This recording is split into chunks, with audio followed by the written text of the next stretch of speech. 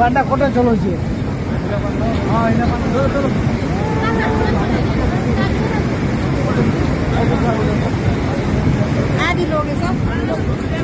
आधी लगेछ भाँचेछ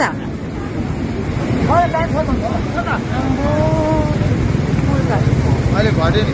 हो पानी घटेको हो र ल यस्तो हुन्जेलसम्म यो पुल त यस्तो कच्चा भइरहेको रहेछ त है हामी झऱ्यो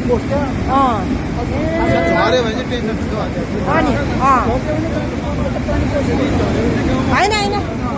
बस्छ मिस यतातिर के खतरा भएछ हौ अम्बो है